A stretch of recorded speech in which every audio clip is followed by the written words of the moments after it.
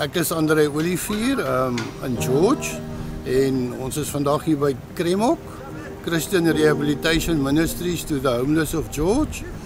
Kremok bestaan al so 15 jaar en ons fokus is om met die hawelose mense in George te werk en hulle te bedien op 'n daaglikse basis. Ons bediening bestaan basies uit twee bene. Een is dat ons 6 dae 'n week vir die mense op straat kos gee, 'n maaltyd gee, gemiddeld so 80 mense 'n dag, wat so neerkom op 500 maaltye 'n week. Ons bedien dit elke dag, is 'n warm maaltyd.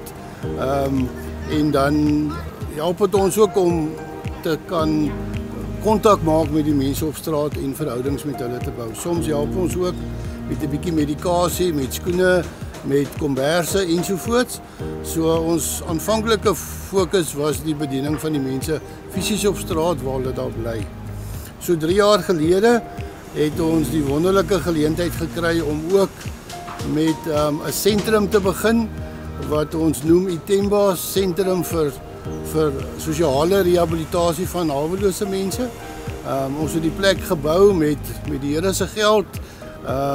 Ons kan omtrent 35 mense hier huisves en die bedoeling is om mense vir 6 maande van die straat af te haal en dan 'n program met hulle te doen en hulle uiteindelik te help om weg te eindig of weg te beweeg van die straatlewe af. So ons het nou in die laaste jaar, hierdie is nou ons tweede inname wat ons het. So ons het nou al 18 mense is nou al hier deur Itemba en ons is nou besig met ons tweede groep wat in Januarie ingekom het.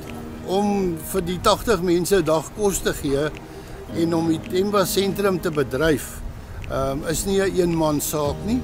So Kremok is 'n Christelike organisasie wat hande vat en wat vennootskappe bou met veral plaaslike gemeentes en dan ook met sakeondernemings in George.